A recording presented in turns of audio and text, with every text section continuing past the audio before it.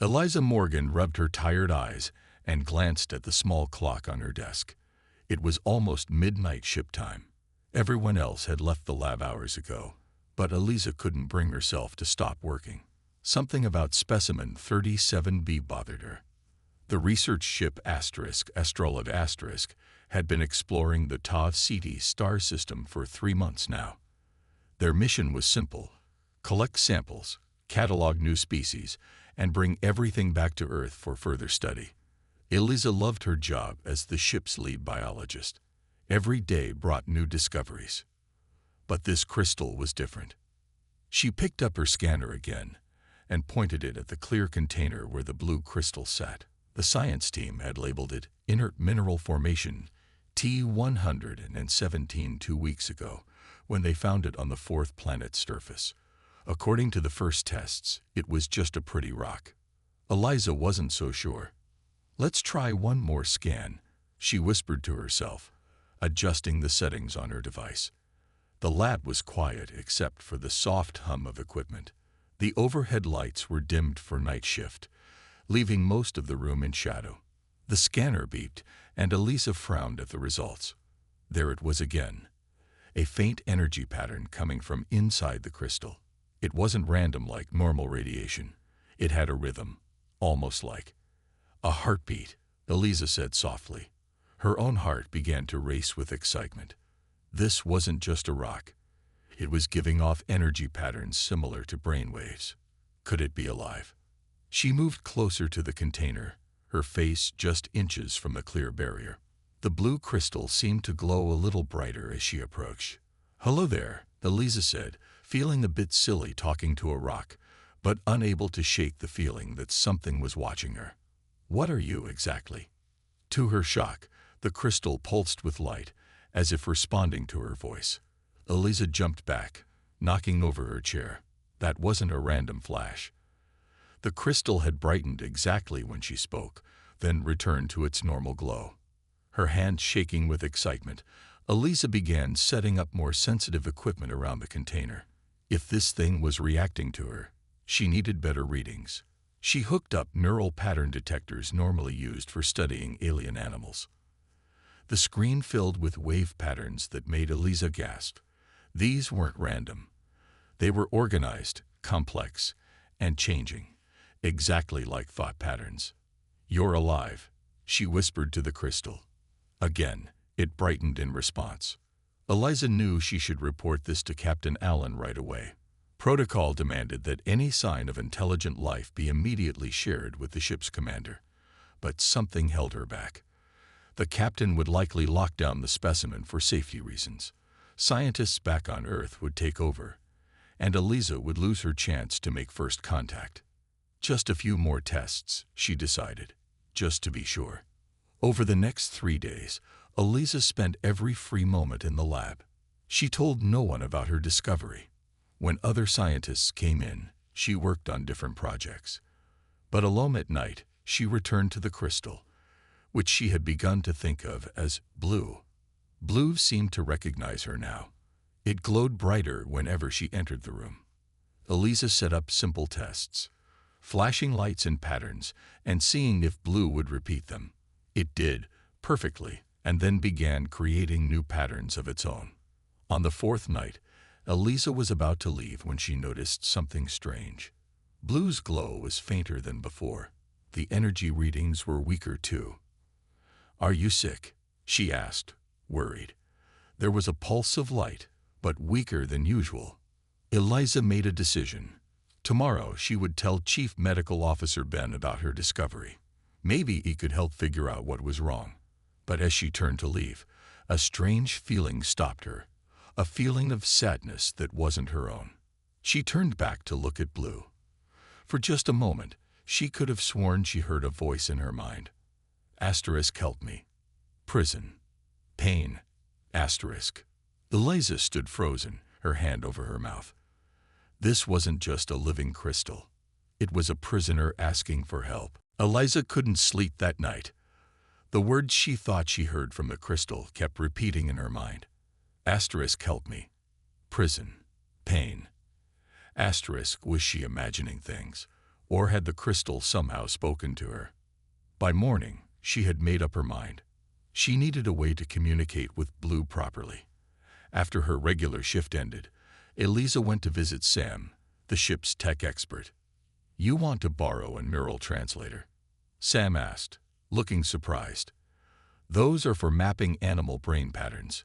What are you working on?" Eliza had prepared a lie. "Just testing a theory on some sea creatures we found on the second planet. Their brain patterns are unusual." Sam shrugged and handed her the small device. "Return it when you're done. And don't break it. We only have 3. Back in the lab late that night, Eliza set up the neural translator near Blue's container. The device was designed to read brain waves and convert them into basic language patterns.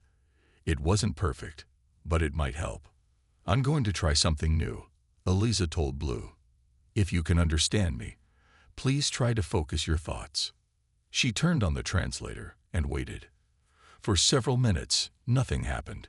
Then the screen flickered with text. *Hertz. Container blocks energy, flow, *. Eliza gasped. It worked. "My name is Eliza," she said slowly. "Who are you?" The screen flickered again. *I am. No word in your language. Light singer from Crystal family.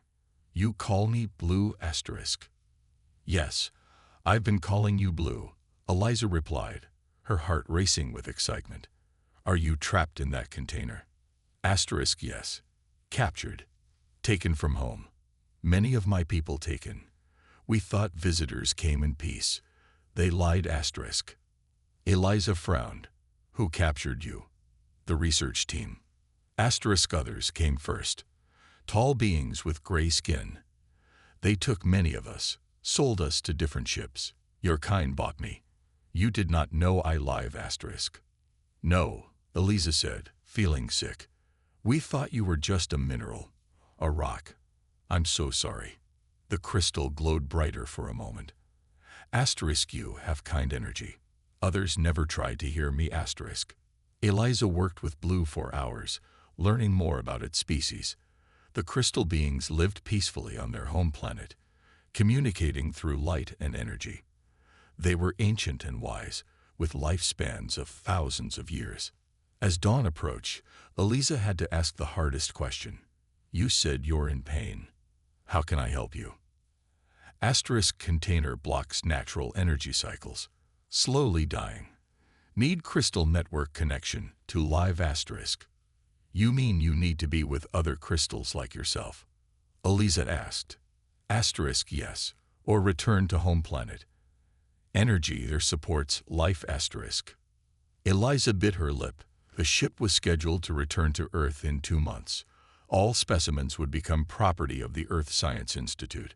Blue would be studied, probably kept in similar containers, slowly dying while humans tried to understand what made the crystal special. She couldn't let that happen. The lab door suddenly opened, making Eliza jump. Chief Science Officer Greg walked in, stopping when he saw Eliza with the neural translator. "Dr. Morgan, what are you doing with that equipment on an inert specimen?" His eyes narrowed as he looked at the screen, which still displayed Blue's last message. "I can explain," Eliza began, but Greg was already reaching for the ship's comm system. "Captain Allen, this is Chief Science Officer Greg. I need to report a serious protocol violation in Lab 3. Eliza watched as Greg shut down the neural translator. "This specimen is valuable research property. Whatever you think you're doing, it stops now." After Greg left, taking the translator with him, Eliza stood alone in the quiet lab. She looked at Blue, whose light had dimmed considerably. "I'll find a way to help you," she whispered. "I promise." She didn't know how she would keep that promise, but as she looked at the fading light of the crystal being, Eliza knew one thing for certain. She couldn't stand by and watch Blue die, even if it meant breaking every rule in the book. Captain Allen was not happy. Eliza stood in his office, hands clasped behind her back, as he paced back and forth. "Let me get this straight," he said, stopping to look at her. "You believe this crystal specimen is alive and talking to you?" "Yes, sir," Eliza replied. I used the neural translator to communicate with it. The crystal being calls itself a light singer. It's from a peaceful species that was captured and sold. Captain Allen sighed. Dr. Morgan, do you know how this sounds? We've had crew members hallucinate before from space sickness or too many hours in the lab. I'm not sick or tired, sir, Eliza insisted. Blue, the crystal, is alive and suffering. Its species needs to connect with others of its kind or with its home planet's energy field to survive. The container is slowly killing it. The captain studied her face for a long moment. Dr. Lee will examine you in medical. After that, we'll discuss this again. 2 hours later, Eliza was back in the captain's office with Dr. Lee and Chief Science Officer Greg. Dr. Lee says you're in perfect health, Captain Allen said. So let's take a look at this crystal of yours. The four of them went to the lab, where Blue sat in its container. Eliza noticed immediately that the crystal's glow was even fainter than before. It's dying, she said quietly. Please, let me show you. Captain Allen nodded to Greg, who reluctantly handed Eliza the neural translator. She set it up quickly, positioning it near Blue's container. Blue, can you hear me? Eliza asked. I brought people who can help you. Can you speak to them? For a long moment, nothing happened. Eliza's heart sank. Then, slowly, text appeared on the screen. Asterisk weak. Energy fading. Help asterisk. Captain Allen's eyes widened. Greg stepped forward, checking the translator. This could be a malfunction, Greg said, but he didn't sound convinced. Blue, Captain Allen said, addressing the crystal directly. What are you? The response came slowly. Asterisk I am light singer of the crystal network, 7th generation of deep thinkers. We share knowledge across our people through light and vibration asterisk. How did you end up on our ship? The captain asked. Asterisk gray-skinned beings came to our world. Said they study rocks. Took many of us.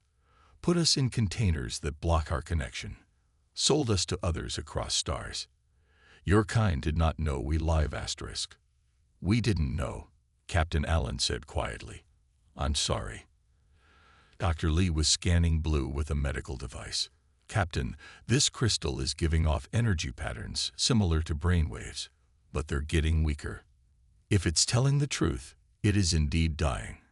Captain Allen's face grew serious. If what you're saying is true, then we've unknowingly participated in kidnapping sentient beings. The gray-skinned beings must be the Viridians, Greg said. They sold us these mineral samples last month. They said they were just interesting crystal formations. Eliza stepped forward. Captain, we need to help Blue, and possibly others like it that might have been captured. Captain Allen was quiet for a long time. Finally, he spoke. Dr. Morgan, what would it take to keep this being alive until we can figure out what to do? It needs energy similar to what it had on its home planet, Eliza said. And ideally, connection with others of its kind. We don't have others, Greg pointed out. No, but we could try to create an energy field similar to its home planet, Eliza suggested. If Blue could tell us what that energy feels like, maybe we could reproduce it. And how would we do that? Captain Allen asked. The ship's engine uses crystal technology, Eliza said. If we could safely connect Blue to a small part of the engine's energy field, it might help. Greg shook his head. That's too dangerous. It could damage our engines. Or we could return it to its home planet, Eliza said quietly. The room fell silent. Everyone knew what that meant. Changing their entire mission, delaying their return to Earth by months. Captain Allen looked at Blue, whose light pulsed weakly. Then he looked at Eliza. I need to think about this, he said. In the meantime, Dr. Morgan, you and Engineer Olivia see if you can create a temporary energy field to stabilize Blue's condition. I'll contact Earth Command about this situation. As the others left, Eliza stayed behind with Blue. We'll find a way, she promised. Just hold on a little longer. But as she looked at the fading crystal, She wondered if there was enough time. 3 days had passed since Captain Allen learned the truth about Blue. Engineer Olivia had built a special energy field generator that seemed to help a little. Blue's light was more stable now, but still weak. Eliza sat in the meeting room with Captain Allen, Dr. Lee, Chief Science Officer Greg, and Engineer Olivia. The captain looked tired as he shared the news. Earth Command's response was clear, he said. We are to continue our mission as planned and bring all specimens back to Earth, including the crystal being. But that will kill Blue, Eliza protested. The trip takes 3 more weeks, and even with Olivia's energy field, Blue is barely hanging on. I know, Captain Allen said grimly. I told them that. They said the crystal being is too valuable for scientific study. They don't want us to risk returning it to its home planet. So they value research more than a life, Dr. Lee said quietly. Greg cleared his throat. There's something else to consider. If the Viridians have been capturing and selling these beings, returning one could cause a diplomatic problem. The Viridians are powerful traders. Earth doesn't want to upset them without proof. Blue is the proof, Eliza said, her voice rising. One specimen isn't enough, Greg replied, and the Viridians would just claim they didn't know the crystals were alive. Captain Allen raised his hand to stop the argument. I don't like this any more than you do, but orders are orders. Unless we can find another solution in the next few days, we continue to Earth as planned. After the meeting, Eliza went straight to the lab. Blue sensed her presence immediately, the crystal's light pulsing a little brighter. I'm sorry, Eliza said, setting up the translator. Earth Command won't let us take you home. Asterisk understood. Your leaders fear change in truth. Many species do asterisk. Is there anything else we can do to help you survive longer? Eliza asked desperately. Blue's response came slowly. Asterisk one possibility. Not sure if works with humans. My people can share life energy with others through deep connection asterisk. Like a mind link. Eliza asked. Asterisk deeper. Soul energy transfer. Dangerous for giver. Never tried with non-crystal being asterisk. Eliza leaned closer. Would it help you survive the journey to Earth? If so, I'd volunteer. Asterisk maybe. But risk to you unknown. Could harm your life energy asterisk. Before Eliza could respond, the door opened and Engineer Olivia walked in. She waited until the door closed before speaking. I heard what happened in the meeting, Olivia said quietly. I don't agree with Earth Command's decision. What can we do? Eliza asked. We're just 2 people against the whole ship. Olivia smiled slightly. Actually, there are more than 2 of us. Dr. Lee feels the same way. So do 5 other crew members I've talked to. What are you saying? I'm saying maybe we can help Blue get home, with or without official permission. Olivia pulled out a small tablet and showed Eliza a map of the ship. The small research shuttle has enough fuel to reach Blue's home planet. It's designed for 2 people, but could carry 1 person and 1 crystal easily. Eliza stared at her. You're talking about stealing the shuttle. That's a serious crime. So is letting a sentient being die when we could save it, Olivia countered. Besides, I'm not suggesting we steal it. Just borrow it for an unauthorized rescue mission. Eliza looked back at Blue, whose light pulsed weakly despite the energy field. Time was running out. It's too risky, she said finally. If we're caught, we'd lose our jobs, maybe go to prison. Asterisk your fear is reasonable. Asterisk Blue's message appeared on the translator. Asterisk do not risk yourself for me. My time almost done asterisk. Something in those simple words broke Eliza's heart. She looked from Blue to Olivia and back again. Tell me more about this plan, she said to Olivia, and about who else is willing to help. As Olivia outlined the details, Eliza realized she had already made her decision. Some things were worth risking everything for. A life, any life, was one of them. We have 6 days before the ship changes course away from the Tau CD system, Olivia explained. After that, It will be too far to reach Blue's home planet with the shuttle's fuel. Eliza, Olivia, Dr. Lee, and 3 other crew members were meeting secretly in Dr. Lee's medical office. They had formed what Olivia jokingly called the Crystal Freedom Team. "The biggest problem is getting Blue to the shuttle without being caught," said Jack, a security officer who had joined their group. "The specimen storage area is monitored at all times. And we need to create a special container for Blue during transport," added Olivia. "The current container is killing it, but without any container, Blue could lose energy too quickly." Dr. Lee nodded. "I've been studying the scans. Blue's energy works a bit like our electricity, but also like light. We need something that will hold that energy without blocking it completely." Eliza had been quiet, thinking. Now she spoke. "What about the communication crystal from the engine room? It's transparent, but can hold energy." Olivia's eyes widened. "That might work. It's not exactly the same, but it's the closest thing we have to Blue's natural material. Getting that crystal requires engine room access, which only senior engineers have," Jack pointed out. "I have access," said Nina, another engineer who had joined their group. "I can get it, but replacing it won't be easy. The ship needs that crystal for deep space communications. We could create a fake one," suggested Ben, the ship's materials specialist. "It wouldn't work for long, but it might fool the systems long enough for you to escape." The group spent hours finalizing their plan. Jack would create a false security alert in another part of the ship. During the distraction, Eliza would move Blue to Dr. Lee's office. Nina would get the communication crystal and replace it with Ben's fake. Olivia would prepare the shuttle for an emergency test flight. Dr. Lee would provide medical supplies and help create the new container for Blue. As the meeting ended, Jack asked the question they were all thinking. What happens after? If you take Blue home, you can't come back to the ship. You'll be labeled a traitor. Eliza took a deep breath. "I know, but I can't let Blue die. Maybe I can find another human ship later. Explain what happened." Dr. Lee put a hand on her shoulder.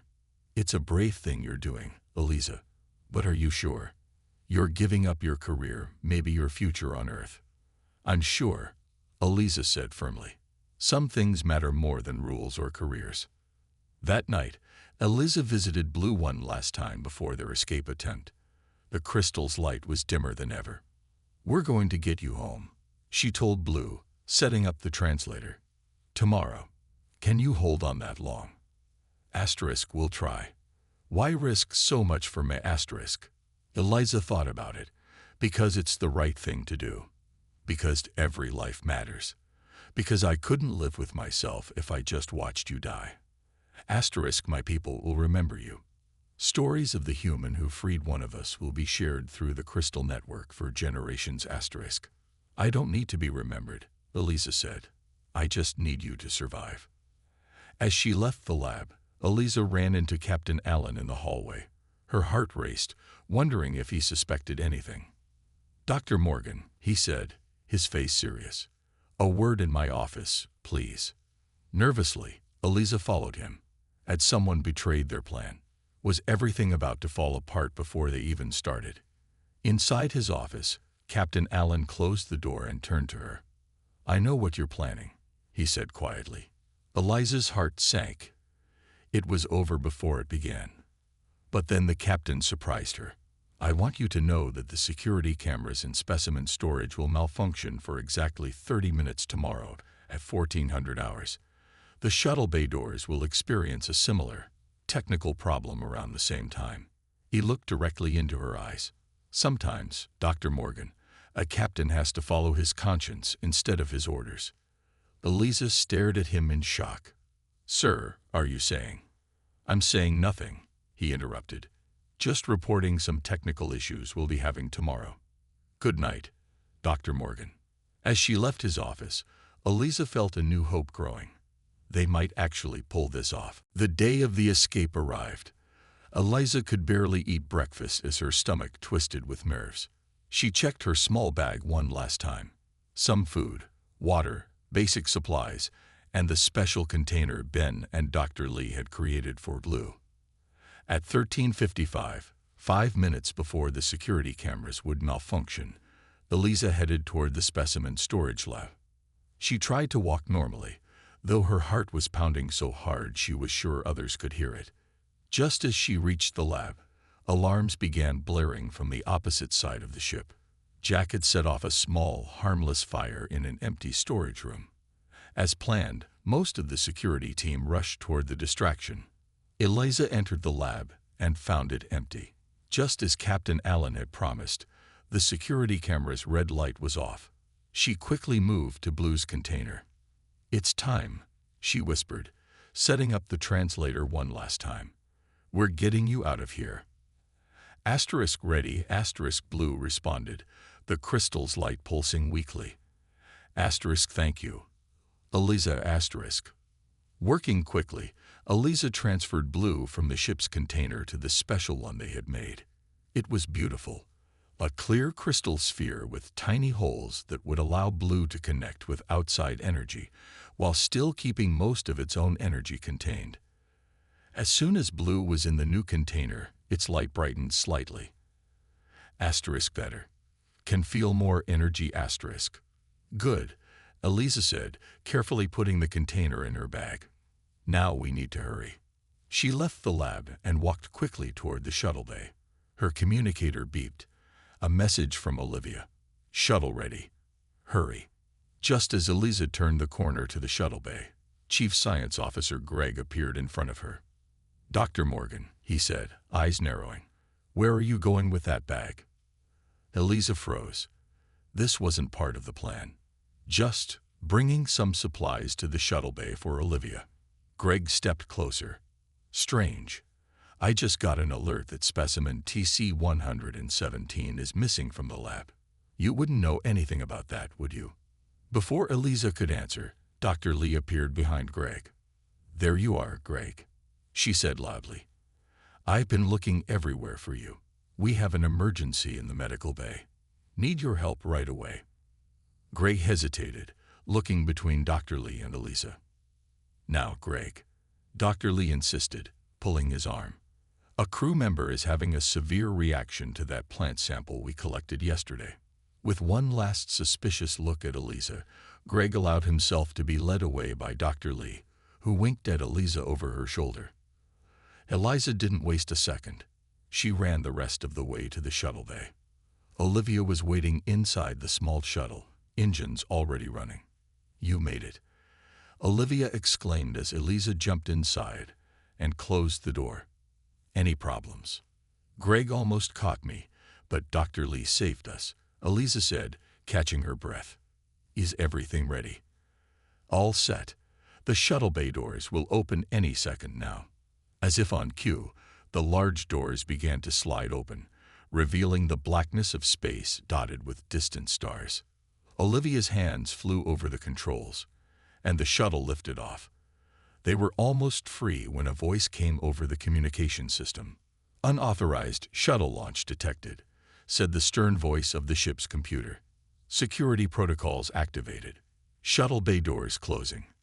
The doors began to slide shut. Olivia pushed the engines harder, but Eliza could see they wouldn't make it in time. Then suddenly, the doors stopped moving. "Security override accepted," said the computer voice. "Captain's authorization. Allen 7-43. Shuttle bay doors remaining open." Olivia and Eliza looked at each other in amazement. Captain Allen had come through for them again.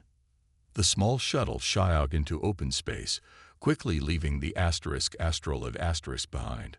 Through the window, Eliza could see the huge research ship growing smaller. "Setting course for Ta CD4, Olivia said, programming the navigation system. "We should reach Blue's home planet in about 48 hours. Eliza carefully took Blue's container from her bag. The crystal's light was pulsing steadily now, stronger than it had been on the ship. "Freedom feels good," Blue communicated. "Home, fields close asterisk." "Yes," Eliza said, finally allowing herself to smile. "We're going home." But even as they celebrated their escape, A new alert sounded from the shuttle's communication system. Warning. Pursuit vessel launched from **Astrolabe**. ETA to intercept. 3 hours. Their journey wasn't over yet. They're gaining on us, Olivia said, checking the shuttle's rear sensors. The pursuit ship is faster than I thought. Eliza held Blue's container tightly. They had been running for 2 hours, and the **Astrolabe's** security shuttle was now just 30 minutes behind them. Who do you think is flying it? Eliza asked. Probably Greg, Olivia replied. He never liked our interest in Blue. The shuttle's communication system crackled to life. Research shuttle, this is Chief Security Officer Diane. Return to the **Astrolabe** immediately or face serious consequences. Olivia muted the communication. We can't outrun them, but maybe we can hide. She turned the shuttle toward a nearby asteroid field. It was dangerous, but the small shuttle might be able to navigate through spaces where the larger security vessel couldn't follow. Hold on, Olivia warned as she guided their ship between 2 massive rocks. The shuttle shook as it squeezed through narrow gaps. Behind them, the security ship followed but had to move more slowly due to its size. It's working, Eliza said, watching the distance between them grow again. But can we still reach Blue's planet? Yes, but we'll be cutting it close on fuel, Olivia replied. We'll need tow. A sudden explosion rocked their shuttle. A warning light flashed red on the control panel. They're firing warning shots, Olivia shouted. One hit our engine. The shuttle began to spin. Olivia fought with the controls, eventually stabilizing their flight, but more warning lights appeared. We're losing power, she said grimly. We can't make it to the planet now. Eliza looked at Blue, whose light pulsed anxiously in the container. They had come so far, only to fail now. Then she noticed something strange through the window. In the distance, on the surface of Ta Siti's 4th planet, points of light were glowing. Olivia, look, Eliza pointed. Those lights on the planet, they're moving. As they watched, the lights seemed to organize themselves into patterns, moving together across the planet's surface. **, my people sense me, *Blue communicated through the translator. *, they gather to help *. Suddenly, a beam of brilliant blue light shot up from the planet's surface, connecting with their damaged shuttle. The entire ship glowed with the same blue energy. What's happening? Olivia gasped, checking the control panel. Our power is increasing. The engine is repairing itself. Crystal network helps Blue explained. Me people give energy. Pull us home, The security ship was closing in, now just minutes behind them. Shuttle, this is your final warning, Diane's voice came through. Stop now, or we will disable your engines completely. But the shuttle was moving faster now, pulled by the blue energy beam toward the planet's surface. The security ship fired again, but the shots seemed to dissolve in the blue light surrounding them. We're going to make it, Eliza whispered, hardly daring to believe it. As they entered the planet's atmosphere, guided by the energy beam, both women gasped at the sight below. Thousands of crystal formations covered the surface, all glowing with bright blue light. They were arranged in beautiful patterns that shifted and moved like a living thing. The shuttle landed gently in the center of the largest crystal formation. When Eliza looked out the window, she saw the security ship hovering above, unable or unwilling to land. It's time, Eliza said, carefully picking up Blue's container. Let's get you home. They stepped out onto the planet's surface. The air was thin but breathable. The ground sparkled with tiny crystal fragments that crunched under their boots. Eliza knelt down and opened Blue's container. The crystal being floated out, its light growing stronger with each moment of freedom. All around them, the larger crystals pulsed with welcoming light. Blue rose higher, floating toward the formation. Thank you, Eliza Morgan. Came Blue's final message. You broke my chains, gave me back my life and family. My people will never forget *. As they watched, Blue joined the crystal formation, merging with the others. A wave of blue light spread across the entire field, and for just a moment, Eliza could feel the joy of thousands of connected minds. "What happens now?" Olivia asked quietly. "We can't go back to the ship." Eliza looked up at the security vessel still hovering above. Then she looked at the beautiful crystal network that had welcomed Blue home. "I don't know," she admitted, "but I do know one thing." "What's that?" Eliza smiled. It was worth it.